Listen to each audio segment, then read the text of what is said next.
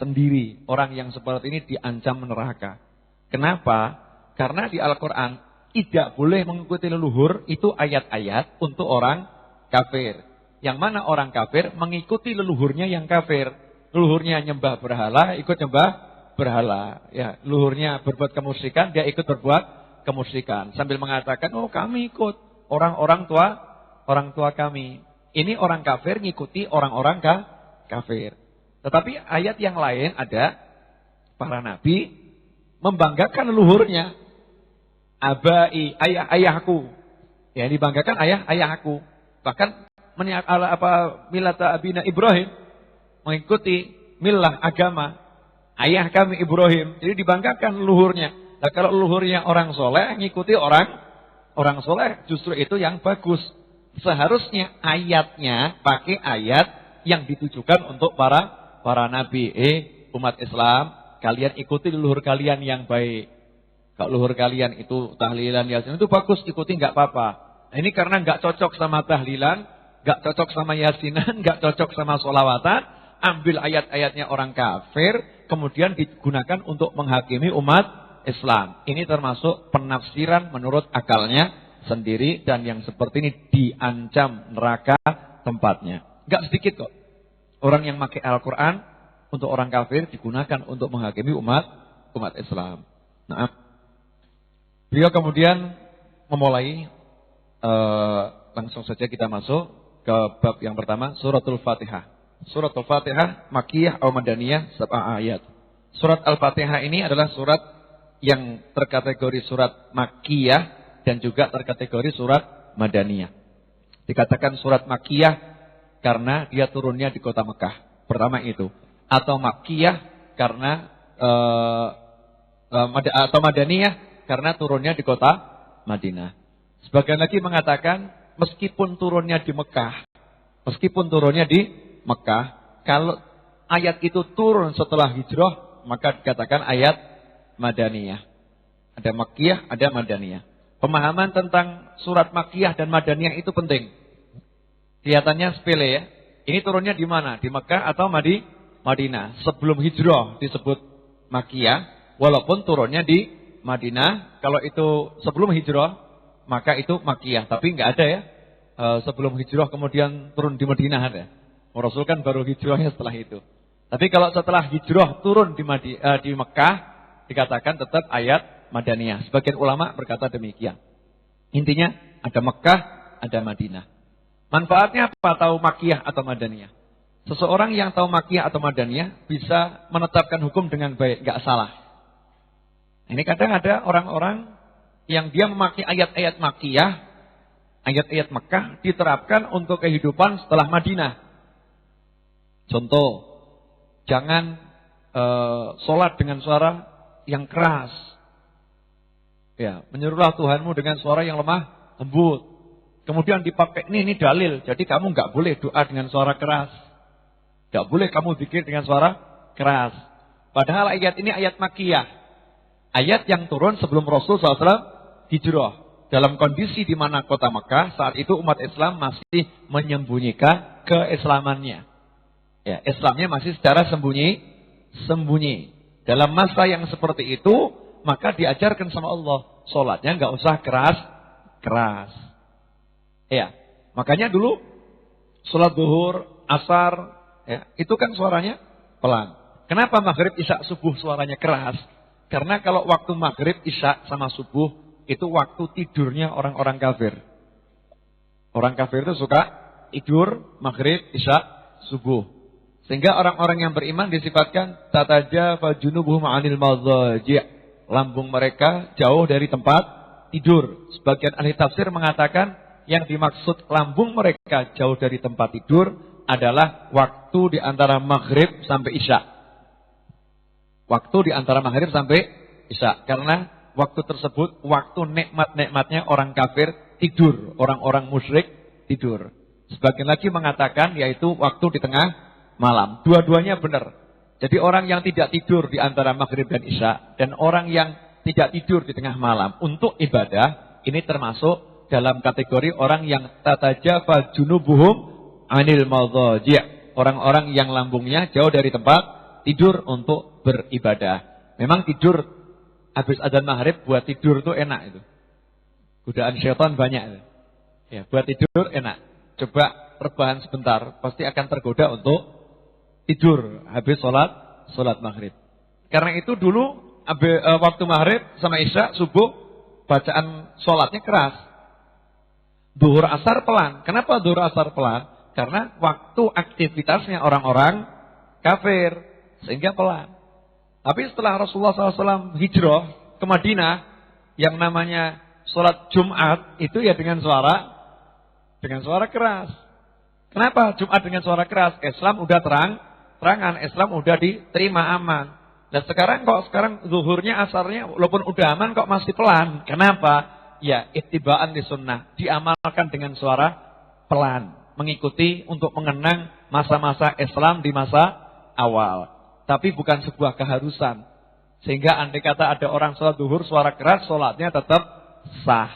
Karena itu sholat Jumat dengan suara keras juga sholatnya masih sah. Ini sekedar contoh bagaimana pentingnya kita memahami ayat ini, ayat atau surat ini, surat Makkiyah atau Madaniyah.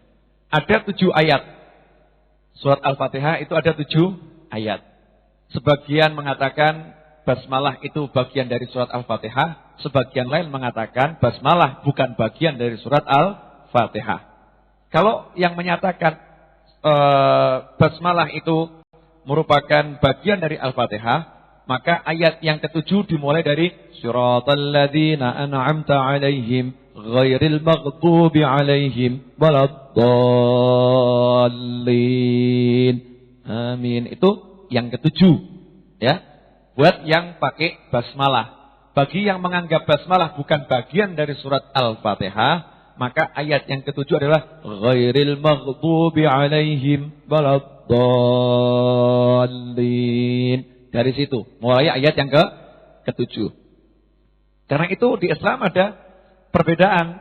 Ada yang sholat dengan keras baca basmalahnya, ada yang sholat basmalahnya dibaca pelan, tapi tetap dibaca.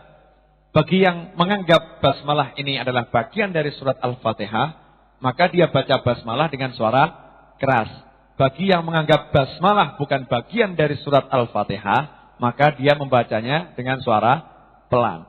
Untuk keluar dari khilaf ya dalam sholat, karena di sholat jelas sepakat yang pakai basmalah maupun yang enggak, yang memahami basmalah bagian dari Al-Fatihah maupun basmalah bukan bagian dari Al-Fatihah, semuanya sepakat. Siapa yang sholat enggak baca Al-Fatihah, sholatnya tidak sah. Kesepakatannya kan itu, siapa yang sholat tanpa Al-Fatihah, sholatnya tidak sah. Jadi setiap orang yang sholat harus baca surat Al-Fatihah. Kebijaksanaan orang-orang yang menganggap basmalah bukan bagian dari Al-Fatihah. Yang menganggap basmalah bukan bagian dari Al-Fatihah, kebijaksanaan mereka kalau sholat menjadi imamnya orang-orang yang menganggap bahwasanya basmalah itu bagian dari Al-Fatihah, seperti Imam Syafi'i. Imam Syafi'i lebih meyakini pendapat yang basmalah itu bagian dari surat Al-Fatihah. Maka orang-orang yang menganggap basmalah bukan bagian dari Al-Fatihah, kalau menjadi imam untuk orang-orang yang menganggap basmalah itu bagian dari Al-Fatihah, mereka tahu siapa yang enggak baca Al-Fatihah, sholatnya tidak sah. Makanya mereka tetap baca basmalah, sehingga makmumnya merasa nyaman, tenang, Al-Fatihah saya lengkap, imamnya Fatihahnya juga lengkap, sehingga sholatnya sah. Tapi sekarang muncul orang-orang yang anti basmalah. Bukan mencari jalan keluar untuk kebersamaan, tapi justru membesarkan perbedaan. Kemudian yang tadinya sekedar disunahkan baca basmalah, sampai orang tersebut anti baca basmalah. Jadi ada golongan itu kalau sholat nawaitu baca alhamdulillahirabbil alamin dikeraskan untuk pamer. Nih loh, saya nggak pakai basmalah. Alhamdulillahirabbil alamin. Dalam hatinya, nih loh, saya nggak pakai basmalah, untuk menunjukkan identitasnya. Sebetulnya ini sholat ngadep Allah atau mau menang-menangan kelompoknya ini. Ini kadang terjadi tapi nggak disadari. Kemudian Al-Fatihah 7 ayat. Menarik kan? Al-Quran diawali dengan Al-Fatihah. Al-Fatihah artinya surat pembuka. Dan surat pembuka ini ada 7 ayat. Memang 7 ini punya hubungan yang luar biasa angka ini. Dibuka dengan 7 ayat. Langitnya pun dibangun dengan 7 langit. Buminya pun dibangun dengan 7 lapis. Manusia pun struktur tubuhnya dibangun dengan 7 anggota tubuh. Ya, ibadah-ibadah dalam haji yang penting pun dilakukan dengan angka 7. 7 kali putaran tawaf. 7 kali putaran sya'i, 7 kali batu ya, lempar jumrah itu dengan 7 batu. Kemudian juga kita lihat kaitannya dengan angka 7, Rasul SAW ketika akan meninggal dunia, beliau itu minta mandi ketika sakit, panas badannya, mandi dari air yang berasal dari 7 kirba, sab'ah kirba, 7 tempat air yang berbeda-beda. Ini bukan asal-asalan. Jadi Allah memang memberikan keistimewaan di angka 7. Ada rahasia di situ. Nah, orang-orang yang oleh Allah Subhanahu wa taala diberi pemahaman bisa ngerti apa rahasianya. Yang mau berpikir nanti kalau cari akan dikasih tahu sama Allah. Sebagian kecil dari rahasia kenapa serba 7. Ada sesuatu di sana. Nah, ini Al-Fatihah 7 ayat. Singkatnya demikian. Makanya di Indonesia ini orang lebih suka mitoni ya. Acara 7 bulan kehamilan. Kenapa dipilih angka 7? Karena subhanallah memang semester terakhir amannya orang hamil itu kalau udah masuk kandungan usia 7 bulan. 7 bulan dia bertahan itu udah usia aman. Artinya kalau harus dioperasi itu kemungkinan selamatnya besar. Ya, kemungkinan selamat besar karena udah 7 bulan. Kalau 6 bulan masih belum. Meskipun 6 bulan bisa lahir. Ya, 6 bulan bisa lahir, udah komplit. Tapi usia amannya adalah 7 bulan. Selanjutnya Imam Nawawi berkata, "Was-sabi'ah siratal ladzina ila akhiriha wa in kanat al-basmalah minha wa in lam takun minha fas-sabi'ah ghairul maghdubi 'alaihim ila akhiriha wa hiya mustamilah 'ala arba'ati anwa'in minat-um." Surat Al-Fatihah ini udah mencakup 4 jenis ilmu. Al-Fatihah ini pembuka. Dan dikatakan seluruh Al-Quran, sebagaimana kita suka mensyairkan lagu. Coba minta tolong Mas Iswanto kesini sebentar. Ini kalau saya yang nyanyi nanti suaranya ngelokor. Geser sedikit. Antanus khotul akwan. Kumpulan buku Qasidahnya coba diambilkan. Itu kan ada lagu yang sering dibaca sama teman-teman nih. Anta nuskhatul akwan tika sun'atur rahman suwaral Qur'an bismillah Allah bismillah. Enak juga suara saya. Suaranya sendiri sudah jelek dipuji-puji lagi. Ya, Anta nuskhatul akwan. Ingat halamannya enggak? Sambil dicari. Itu Anta nuskhatul akwan mungkin sebagian dari kita kurang paham artinya. Nanti insyaallah akan saya jelaskan sambil tafsir ini. Monggo. Mas. Allahumma shalli wa sallim wa barik alaihi wa ala alihi. Anta nuskhatul akwan fika sun'atur rahman. Anta nuskhatul akwan fika sun'atur rahman. Wajma' suwaral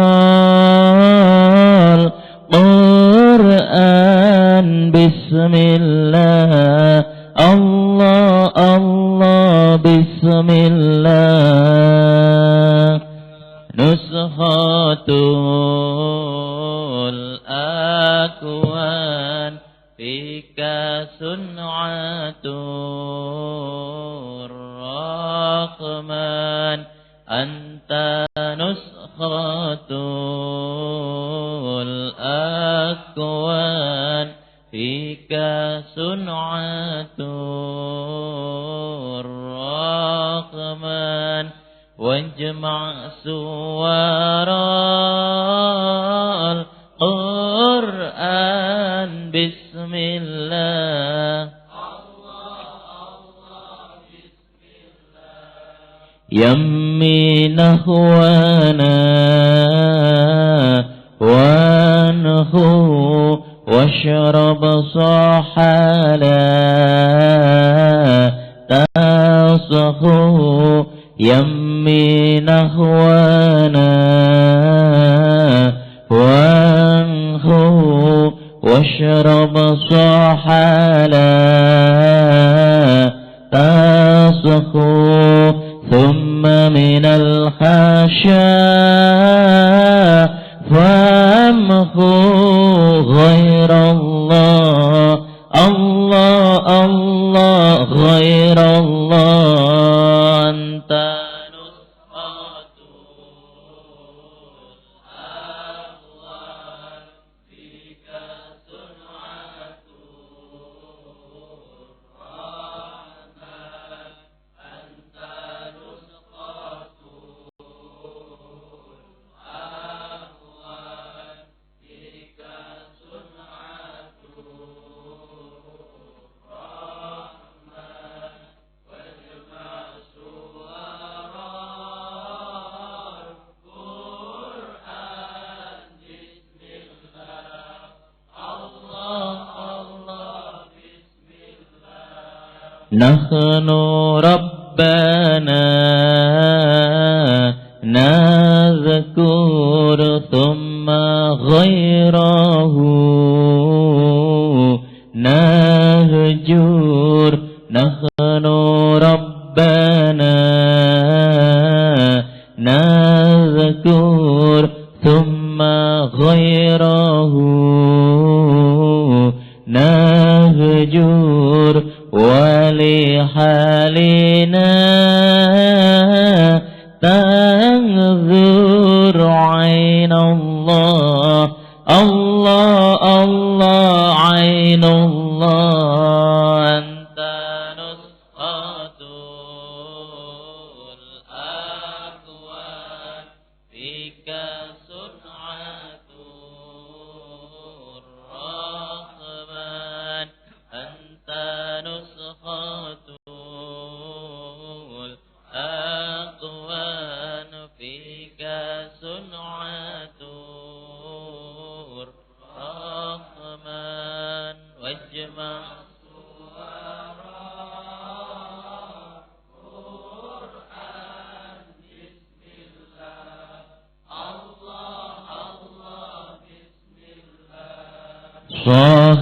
صاخدعني في ذكري فانظر فالهوى عذري صاخدعني في ذكري فانظر فالهوى عذري أنا ليس فيه سري إلا الله الله الله إلا الله أنت نصحة الأكوان فيك صنعة الرحمن أنت نصحة الأكوان فيك صنعة الرحمن واجمع سور القرآن بسم الله الله الله بسم الله. Alhamdulillah. Nah ini syair kelihatannya pendek tapi maknanya luar biasa. Anta nuskhatul akwan. Kamu adalah miniatur alam semesta. Ini yang diajak ngomong kita. Anta, ini anta, kamu. Kita ini, saya, Anda. bukan untuk Rasulullah SAW. Kadang kita mungkin mengira itu untuk Rasulullah SAW. Anta yakni anta, kamu. Nuskhatul akwan, miniatur alam semesta. Di kitab Ihya Ulumuddin itu sudah dijelaskan. Manusia ini miniatur alam semesta. Di dalam tubuhnya ada matahari, ada rembulan, ada bintang-bintang. Semua ini ada di tubuh manusia. Fika sunatur rahman. Dalam dirimu ciptaan Allah itu sudah ada. Ya, contoh-contohnya. Wajma suwarul Quran tuh ya. Wajma suwarul Quran. Bismillah. Bismillah. Dan surat-surat Al-Quran 114 surat itu semuanya telah terhimpun di dalam Bismillah. Ya, telah terhimpun di dalam Bismillah. Nah, makna selanjutnya nanti kapan-kapan kita dudukan bahas makna-makna ini. Ini sekarang kita tafsir. Itu buat selingan. Saya cuma mau ngambil kalimat wajma suwarul Quran. Bismillah. Bismillah. Seluruh surat-surat yang ada di Al-Quran itu sudah terhimpun dalam Bismillah. Jadi Al-Quran 30 juz, 114 surat, semuanya sudah terhimpun dalam Al-Fatihah. Dan Al-Fatihah di ayat yang pertama yaitu Basmalah. Semuanya sudah terhimpun. Al-Quran itu secara global di dalamnya membahas 4 jenis ilmu. Secara global, garis besar. Membahas 4 jenis ilmu. Ala arba'ati anwa'in minal ulum. Ahaduha ilmu al-usul. Yang pertama, ilmu al-usul. Ilmu tentang usuluddin. Pondasi, dasar-dasar keagamaan. Ilmu tauhid. Tentang ilmu tauhid. Waqad jumi'atil ilahiyat. Ilmu tentang ketuhanan. Yang termasuk bagian dari ilmu usuluddin. Ilmu usul. Itu telah terhimpun di dalam ayat Alhamdulillahi Rabbil Alamin. Ar-Rahmanir Rahim. Itu udah menghimpun tentang ketuhanan. Di mana mensebutkan sifat-sifat Allah. Yang mana Allah itu Rabbul Alamin. Alhamdulillahi Rabbil Alamin. Allah yang memelihara alam semesta. Allah yang maha pengasih. Allah yang maha penyayang. Ini tentang ketuhanan, ilahiyat, sudah ada di dalam ayat tersebut. Dan tentang kenabian. Tentang kenabian, ini bagian dari ilmu usuluddin. Tentang kenabian, di situ sudah dicakup dalam ayat yang berbunyi, Ihdinas siratal mustaqim, siratal ladzina an'amta 'alaihim. Ya, siratal ladzina an'amta 'alaihim. An'amta 'alaihim siapa? Orang-orang yang telah engkau beri nikmat. Siapa orang-orang yang diberi nikmat? Minan nabiyyin wasiddiqin wasyuhada wassalihin. Tentang kenabian udah ada di situ. Kemudian ilmu tentang negeri akhirat. Tentang negeri akhirat. Ini masih bagian ilmu usuluddin ya. Yang pertama tadi, ilmu usul. Tentang negeri akhirat. Udah disebutkan. Maliki yaumiddin. Engkau akan menjadi hakim, penguasa. Nanti di hari akhirat. Hari akhir. Hari hisab. Hari di padang mahsyar. Itu nanti hakimnya adalah Allah Subhanahu wa ta'ala. Ilmu yang kedua, ilmu tentang ilmu furu'. Ilmu furu' itu ilmu tata cara beribadah. Salat, puasa, zakat, haji. Dan ilmu furu' itu yang paling utama adalah ilmu ibadat. Ilmu tentang tata cara beribadah.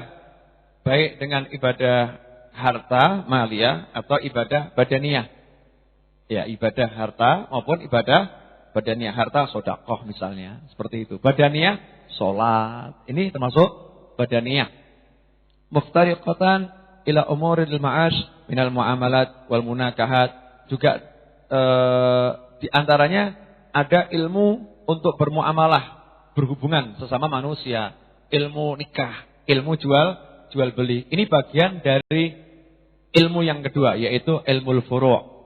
Wala budallaha minal ahkam allati taqtadhiha al-awamir wan nawahi. Nah, ilmu tentang ibadah ini udah tersimpan di dalam ayat iyyaka na'budu. Ya, iyyaka na'budu. Yang ketiga, ilmu tahsilil kamalat. Ilmu untuk mencapai kesempurnaan. Ila tahsilil kamalat. Ilmu untuk mencapai kesempurnaan. Ini jenis ilmu yang ketiga. Wahwa ilmu akhlak. Yang kita biasa sebut dengan ilmu akhlak. Kalau perkembangan secara umumnya disebut ilmu tasawuf. Ya, ilmu tasawuf itu ilmu akhlak. Karena tasawuf wal khuluq. Tasawuf itu adalah budi pekerti. Man zada 'alaika fit tasawuf faqad zada 'alaik. Man zada 'alaika fil akhlaq faqad zada 'alaika fit tasawuf. Siapa yang akhlaknya lebih mulia dari kamu, berarti dia lebih sufi daripada kamu. Ya, lebih bertasawuf dari kamu. Akhlak itu bukan cuma perilaku zahir. Orang mengira akhlak itu murah senyum, wajah berseri-seri, kalau ketemu orang lain menghargai, itu cuma bagian dari akhlak zahir. Akhlak zahir mah belum apa-apa. Ada orang yang senyum sama orang lain, tapi dia niatnya riya, minta dipuji. Ya, belum. Akhlak ada dua, akhlak zahir, akhlak batin. Akhlak yang sifatnya ada dalam hati. Nah, yang lebih utama ini akhlak batin. Kalau akhlak batinnya bagus, pasti zahirnya bagus. Pasti enggak mungkin. Enggak mungkin tidak. Kalau akhlak zahirnya bagus, akhlak batinnya belum tentu bagus. Tapi akhlak zahir itu akan mengantarkan akhlak batin menjadi bagus. Kalau akhlak batin udah bagus, akhlak zahir pasti bagus. Nah, ilmu akhlak ini sudah dicakup di dalam surat Al-Fatihah. Ya. Di antaranya juga yang masuk ilmu akhlak al-istiqamah fit thariqah.